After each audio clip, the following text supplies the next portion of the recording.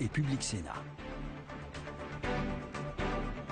Vincent Payon, commençons non pas par les questions qui fâchent, mais par les interrogations. Est-ce que le fait de, si je puis dire, de vendre l'an 2 signifie que l'an 1, c'était pas terrible? Non, je ne crois pas du tout. Il y avait une demande, et on voit la pression maintenant dans un temps politique qui devrait toujours être court, mais l'an 1 a été une année très pleine. Avec un nombre d'actions incroyables, peut-être même trop, parce que je constate très souvent que nos concitoyens et même les commentateurs ne connaissent pas le détail de ce qui a été fait, tant sur le plan économique que sur d'autres plans. Je pense par exemple à l'école. Donc des fondations ont été posées dans un moment, chacun le dit, ça a été rappelé hier, qui est quand même très difficile, avec un passif. C'est la récession, c'est pour ça que la droite demande la baisse des charges immédiate et considère que tout ça, c'est une perte de temps, qu'on attend le retournement de la situation du chômage, mais que dans ce cadre de récession, il faudrait d'abord et avant tout baisser les charges et vite. En fait, si vous voulez, c'est toute la difficulté française. Est-ce que nous voulons maintenant que la politique et donc l'action publique redeviennent quelque chose de sérieux? Vous me dites qu'il faut baisser les charges. Non, je dis la droite dit que... Oui, j'ai bien compris. La droite dit que, je ne sais pas Guillaume Durand, mais nous venons de le faire. C'est le crédit impôt compétitivité. Ça ne s'est jamais fait. N'importe quel commentateur sérieux, et la droite devrait le reconnaître puisqu'elle le demandait elle-même, mais elle n'a pas eu le courage de le faire. C'est 20 milliards. Vous imaginez d'ailleurs, puisque je voyais Guillaume Tabar évoquer la question de la social-démocratie, la gauche arrive aux responsabilités et c'était quand même pas sa politique traditionnelle. Elle fait ce crédit impôt compétitivité suite au rapport gallois. Donc on parlait des grandes réformes de l'année. Ça, ce sont des très grandes réformes de structure, comme la banque publique d'investissement, comme les réformes que je peux conduire sur le plan scolaire, comme la réforme du marché du travail. Ce sont des réformes de structure et il faut accepter l'idée de... Bon, j'accepte tout à fait l'idée que nous ne soyons pas nécessairement parfaits, mais accepter l'idée que des réformes, et les effets des réformes, ça prend un certain temps. Parce qu'à force d'avoir voulu toujours agir dans l'instant, on a perdu 10 ans avec la droite. Mais Perrine va enchaîner, mais il y a deux grandes interrogations qui se posent quand on le voit comme ça tranquillement hier, les journalistes, évidemment, tous ceux qui ont regardé la télévision. Première question, est-ce que c'est une sorte de Schröder planqué, c'est-à-dire qu'il ne dirait pas à son aile gauche qu'il veut renverser la table à un moment ou à un autre, peut-être dans l'an 2. Et deuxième question, est-ce qu'il n'est pas un peu suicidaire de tout miser sur le retournement du chômage alors que tous les économistes disent qu'il y a quand même peu de chances que ça intervienne? Je crois d'abord que pour comprendre que ce soit un ouvrage... C'est un mystère pour les gens, François Hollande. Un ouvrage, un homme ou une politique, ça ne se comprend pas toujours dans la comparaison avec les autres. Il faut saisir la singularité. La France, j'entendais social-démocrate, mais non. La social-démocratie, c'est nordique, c'est allemand. Ça vient d'une histoire très particulière. Nous sommes des socialistes républicains. C'est une belle histoire. On peut aussi la porter. C'est pas le marxisme. Bon, donc, je vois toujours, pour se comprendre, faudrait en réalité s'incliner devant les autres et être comme les autres. Deuxièmement, sur la question que vous posez. Je crois que le président de la République et ceux qui l'entourent, le Premier ministre au premier chef, sont d'une génération qui considère que la France a besoin de vraies réformes de structure. Elles sont en cours. Quand même. Qu'est-ce qui est annoncé hier? La réforme de la formation professionnelle, les allocations familiales, la réforme des retraites, après avoir fait pour la première fois la réforme du marché du travail, la réforme du financement des entreprises, la réforme de notre système scolaire. En profondeur, on voit les résistances. Donc ce qui est intéressant, parce que il faut sortir la France de la difficulté dans laquelle elle est. Elle l'est depuis longtemps. C'est de s'attaquer à ces réformes de structure et de fond, d'en avoir à la fois le courage et la sérénité. Parce qu'il est évident qu'on ne peut le faire que si on met un peu de raison dans la vie publique et un peu de temps long. Perrine Tardon, on revient sur tous ces aspects. Oui, François Hollande aussi très offensif hier sur l'Europe pour la première fois. La France répond favorablement à une intégration politique plus poussée comme l'Allemagne le souhaite. Est-ce que c'est un pas, selon vous, vers le fédéralisme européen, vers plus de fédéralisme ? La question du fédéralisme, elle est tout à fait posée depuis longtemps, puisque nous avons des politiques communes. Lorsque nous disons, et ça a été un des enjeux de l'année dernière que vous avez posé, il faut sauver la Grèce, il faut sauver l'euro, nous voyons bien que nous avons besoin de politiques communes. Et que c'est souvent quand ces politiques communes sont insuffisantes que nous n'y arrivons pas. Donc il faut une union politique renforcée ? Et économique, car vous voyez bien que nous avons cette banque centrale et nous manquons de cohésion, par exemple politique fiscale, ou politique budgétaire, ou politique du crédit. J'étais hier en Europe et je suis revenu plus vite à cause de ce fait divers dramatique qui s'est passé dans une école du 7e arrondissement, donc j'étais dans un conseil européen. Sur les questions, par exemple, de jeunesse, et le président a demandé qu'il y ait une accélération sur les 6 milliards d'euros prévus pour la formation professionnelle des jeunes, car je vous le rappelle quand même, nous sommes une France et une Europe qui maltraitent sa jeunesse, 25% de chômage. Eh bien, nous voyons que nous manquons, et je l'ai vu encore cruellement hier à Bruxelles, d'un défaut d'intégration des politiques éducatives européennes. Il n'y a pas d'Europe de l'éducation. On a un manuel franco-allemand.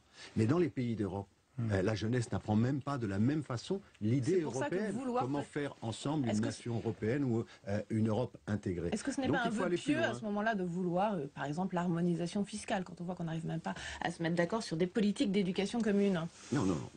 L'éducation est sans doute un des domaines pour des questions de souveraineté dans lesquels ce sera le plus long et le plus difficile. Nous avons plus avancé sur les questions économiques que sur les questions, bien entendu, de culture ou d'éducation. Mais il faut absolument l'harmonisation fiscale et nous avons des moyens de le faire. Et la proposition faite par François Hollande de cette initiative sur 2 ans, avec quand même, ça n'a pas été noté, 4 points.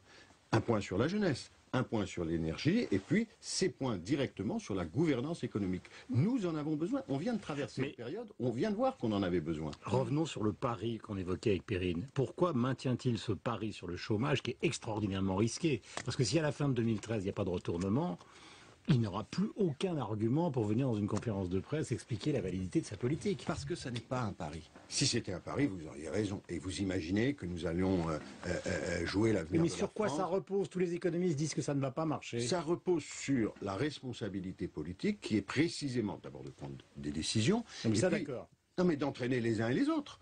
Vous voyez bien, et d'ailleurs c'est la question des anticipations, que nous avons besoin sur les contrats de génération, sur le marché du travail, sur les emplois d'avenir, sur les contrats aidés, de mobiliser les uns et les autres, car parfois même, nous avons les éléments qui sont présents. C'est-à-dire que nous avons budgété 100 000 emplois d'avenir, nous avons budgété... Donc c'est une question de confiance, d'ambiance. C'est une question de, quand on est, et c'est ce qu'il a fait hier, à l'offensive, qu'on est le chef, eh bien, on entraîne les uns et les autres. Il faut que la France se redresse et mette donc de l'énergie. Avant que Perrine ne parle de l'école, nous devons réussir cela. De l'école de la Rochefoucauld, parce que c'est très important. Il reste une dernière question fondamentale, c'est le remaniement. Est-ce que vous vous dites ce matin, vous et d'autres, ouf, vous, Montebourg, et un certain nombre de ministres qui peut-être étaient un peu ciblés pour quelques couacs?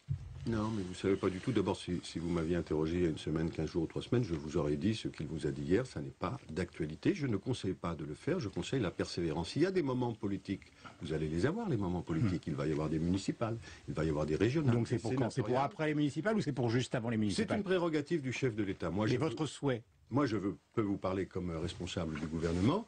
Je considère qu'il faut donner du temps à l'action publique. Et que de se soumettre toujours, les seconds souffles, les remaniements, les petites phrases, c'est ce qui a fait du mal à la France toutes ces dernières années. Et si je suis d'une certaine façon reconnaissant et intéressé à travailler avec François Hollande et Jean-Marc Ayrault, c'est précisément parce qu'ils mettent de la rationalité, de la sérénité, de la simplicité aussi dans l'action publique. Nous en avons besoin. Perrine Tarnaud, donc, sur l'affaire dramatique de cette école. Exactement, après le suicide de cet homme dans la cour de cette école du 7e arrondissement à Paris, est-ce que vous allez renforcer la sécurité autour de l'accès aux établissements scolaires? Et cette question, je suis désolé, hein, et d'ailleurs, vous avez vu, j'ai attiré l'attention hier et des médias, je vais vous dire un mot, ne se pose pas, aucun spécialiste ne l'a posé. Vous avez des enfants qui vont à l'école maternelle. C'est une demande des parents de pouvoir les accompagner dans l'école. Cela est contrôlé. Il faut donner son nom, si c'est quelqu'un de la famille. Tout a été respecté hier. Et d'ailleurs, aucun enfant n'a été atteint parce que les personnels ont, au-delà de l'école maternelle, arrêté ce personnage qui était pourtant armé. Ces 2 femmes courageuse. J'écoutais un représentant policier qui nous disait aujourd'hui, mais alors demain ça va être dans une mercerie, demain, vous voulez qu'il y ait des policiers partout? Si vous regardez sérieusement ce qui se fait parfois à l'étranger, je pense aux portiques américains. D'abord, des portiques là n'auraient rien empêché puisqu'il a forcé le passage. Donc il serait de toute manière passé. Mais les Américains eux-mêmes reviennent sur les portiques, car toutes les analyses montrent d'abord que c'est impossible, c'est des heures pour entrer en classe, mais deuxièmement que ça suscite encore plus de violence. Donc nous avons pris des mesures contre la violence à l'école, très fortes. Nous avons créé un nouveau métier il y a 1 an. Ce sont les auxiliaires de prévention et de sécurité. Nous créons des licences professionnelles. J'ai pour la première fois dans l'éducation nationale créé une délégation avec une vingtaine de personnes chargées de ces questions qui sera dans la formation de tous les enseignants. Donc ces questions sont très importantes. Mais qu'est-ce qu'ils font les profs ce matin avec les élèves qui ont été traumatisés en voyant justement cet homme se suicider? Concrètement, qu'est-ce que vous leur demandez de faire? C'est là que je trouve qu'il y a un manque de respect considérable sur ces questions. Hier, j'ai vu ce qui est l'honneur de notre pays, ce sont les gens qui sont sur le terrain et qui travaillent. Le docteur Pelloux avec toute l'équipe du SAMU, le recteur avec nos cellules de crise, c'est-à-dire des psychologues, des infirmières, qui sont formés à ce que nous appelons la gestion de crise. Et je vais former tous les enseignants et tous les directeurs d'école à partir de septembre à cela. Et donc tout le monde était réuni, la cellule est en place, les enfants sont accompagnés, les parents peuvent trouver secours. Aujourd'hui ne sont accueillis que les enfants qui ne peuvent pas rester chez eux car les autres le souhaitaient. Et nous allons dans la durée les accompagner car souvent, vous savez, les traumatismes, il y a une dizaine d'enfants qui ont assisté à la scène. Et puis le personnel, imaginez cette dame qui a arrêté ce monsieur et puis après... Ces gens-là doivent être accompagnés dans la durée. Il y a la gestion immédiate, mais nous savons qu'il y a des retours sur les traumatismes. Tout ça est bien fait. Je remercie, je dois vous le dire aussi, les élus, parce que hier, il y avait eu une très grande décence. François Fillon est passé, Rachida Dati, Bertrand Delanoë, Anne Hidalgo, et tout le monde a compris qu'on n'était pas là pour se mettre en avant, mais pour aider ces personnels et ces familles et ces enfants. Et par contre, je dis un mot, je vais regarder... On termine. Alors on termine là-dessus, mais c'est la première fois, je crois, que les médias ont utilisé les enfants. Je vais le vérifier dans tous les journaux télévisés avec des visages non floutés. Et ça, je pense que c'est un problème majeur. D'ailleurs, quand on connaît les...